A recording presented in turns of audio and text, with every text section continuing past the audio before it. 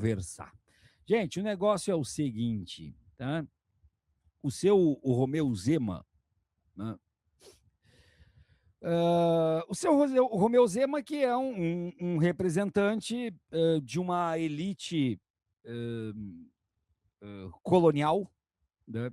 Pelo menos ocupa esse recorte, sobretudo no campo da memória do país, né? É aquele típico uh, uh, senhor, né? Senhor de engenho, é aquele típico senhor de engenho, na forma de falar, na forma de vestir, né? Na, na, na ausência de uma cultura geral, né? Na ausência de um repertório sofisticado. Isso é discurso elitista. Não, isso não é discurso elitista. Isso aqui é, na verdade, traçar as características da pessoa que a gente vai falar. E é alguém que ganhou dinheiro, que obteve sucesso a partir de facilidades ou da retirada de facilidades da parte de outras pessoas, né?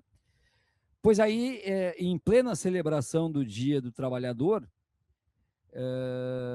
ele utilizou os microfones do podcast Inteligência Limitada, do Vilela, e simplesmente sugeriu ajustes técnicos na lei do trabalho.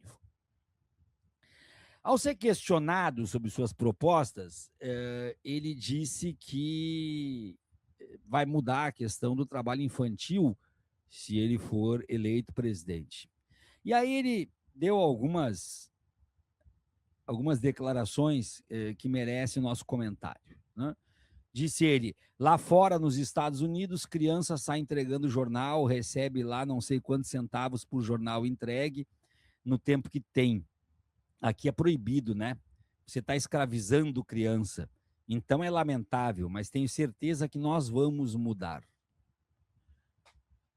Primeiramente, essa história de dizer que lá nos Estados Unidos tem e pode e aqui não tem é mentira, porque aqui combate-se, mas tem, né?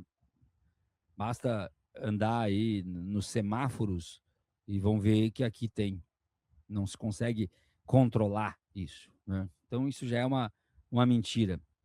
Segundo, o absurdo que é exatamente isso. Só que daí, ele no mesmo podcast bota a culpa na esquerda. Olha só, ele diz que a esquerda criou essa noção de que trabalhar prejudica a criança. E romantizou sua própria trajetória, alegando que trabalhou desde que aprendeu a contar e que ajudava o pai aos 5 anos de idade. Depois ele disse que no Brasil o trabalho infantil não é um treinamento de caráter para herdeiros, mas um mecanismo de perpetuação da pobreza. Perdão, não foi ele que disse, isso aqui é a continuação da matéria. No Brasil, o trabalho infantil não é um treinamento de caráter para herdeiros, mas um mecanismo de perpetuação da pobreza que retira crianças, majoritariamente negras e periféricas, da escola para garantir a subsistência mínima em condições insalubres. Se a gente for pesquisar o FNPETI, né, que é o Fórum Nacional para a Erradicação do Trabalho Infantil, eles vão nos dizer assim: consequências físicas e de saúde para o menor que trabalha, lesões e doenças, fadiga excessiva, lesões na coluna, deformidades, problemas respiratórios e alergias. Acidentes graves, riscos elevados de mutilações, queimaduras, cortes e fraturas, especialmente em trabalhos perigosos. Exposição a agrotóxicos comum no trabalho rural, gerando intoxicações graves. Também falam do baixo rendimento, repetência e abandono da escola, comprometendo a educação básica. Limita oportunidades futuras, pois o trabalho precoce leva a empregos de baixa qualificação e baixa remuneração na vida adulta, reproduzindo a pobreza. Priva a criança do tempo de lazer, brincadeiras e convívio social necessário para o seu pleno desenvolvimento naquilo que se chama em perda da infância. E ainda as questões das consequências de ordem psicológica e emocional, exposição a abusos físicos, sexuais e emocionais, baixa autoestima, depressão, fobia social e perda de afetividade. No Brasil, em 2022, havia cerca de 1.881.000 crianças e adolescentes de 5 a 17 anos em situação de trabalho infantil. A maioria é composta por meninos, 65,1%, e jovens negros, 66,3%. O trabalho infantil é frequentemente fruto da desigualdade social e pobreza, perpetuando o ciclo de exclusão. E ainda esse Fórum Nacional lembra que dia 12 de junho é o Dia Mundial contra o Trabalho Infantil. Então, quando esse sujeito, esse Zema, traz de alguma forma a ideia de que ele começou a trabalhar aos 5 anos e que o trabalho dignifica o ser humano, o que ele está dizendo, primeiramente, para quem ele está dizendo? Ele está falando para os grandes empregadores, sobretudo do meio rural, e os grandes empregadores das indústrias. Ele não está falando para quem tem um escritório de contabilidade, para quem tem um escritório de advocacia, que não seria legal, não seria permitido em hipótese alguma. Mas não é isso que eu estou falando. Eu estou falando, por exemplo, que eu, com 16 anos, era office boy de um escritório de contabilidade. 16 anos. A gente está falando de crianças de 5, 6, 7 anos, 8, 10, 11, trabalhando no meio rural, colhendo cana. Aliás, colher cana no meio rural com 5, 6 anos, me lembra uma época desse país, né? Me lembra uma época desse país. Ou então as crianças trabalhando nas fábricas e nas indústrias com essa idade, que lembra uma época da Europa Ocidental. Esse sujeito é um canalha, esse sujeito é um bandido, isso é coisa de gente canalha, coisa de gente bandida. Vai ter gente que vai dizer, não, isso é coisa de gente burra. Não, nesse aspecto, não, embora ele seja uma pessoa burra, mas nesse aspecto é coisa de gente que quer ganhar dinheiro e ganhar muito dinheiro através do trabalho de crianças, algo que foi muito conhecido nos séculos da colônia, nos séculos do Império e até na primeira metade do século XX, em bastante quantidade destes casos. Só que aí nós temos um outro problema, uma outra questão, que é a falta de medo e a falta de constrangimento para falar esse tipo de coisa. Até bem pouco tempo, questão de 10 anos, eles tinham medo de falar isso.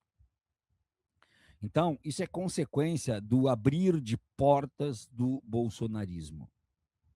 O abrir de portas do bolsonarismo, que se dá oficialmente há 10 anos, quando em 2016, Jair Bolsonaro fez o famoso voto naquele processo de golpe contra Dilma Rousseff.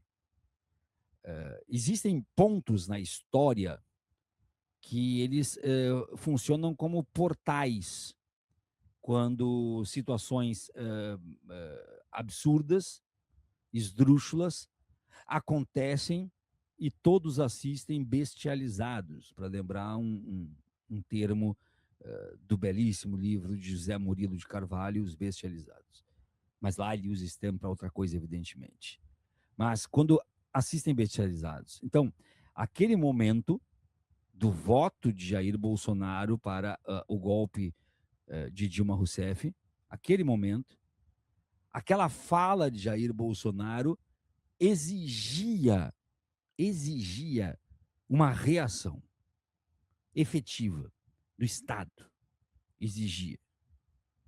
Ou exigia uma reação efetiva, favorável, se fosse um Estado consolidado já com pilares fascistas. A partir do momento que uma situação dessas, daquele voto de Bolsonaro, ocorre e não há nenhuma reação efetiva, absolutamente nenhuma reação efetiva, parece que abre as portas, abre a tampa da caixa de Pandora, abre as portas do inferno e a gente passa, então, desde 2016, daquele fatídico voto de Bolsonaro, a conviver não só com toda essa série de absurdos, mas também com essa perda da vergonha de falar esses absurdos. E a gente está tendo que pagar isso aí todos os dias por não ter sido feito absolutamente nada. Eu sempre lembro do meu amigo Marcos Rolim, sociólogo de Porto Alegre, quando ele me contou, quando ele era deputado federal, na época do mandato Lula 1, o Rolim contou que eles tinham um acordo dentro da Câmara dos Deputados.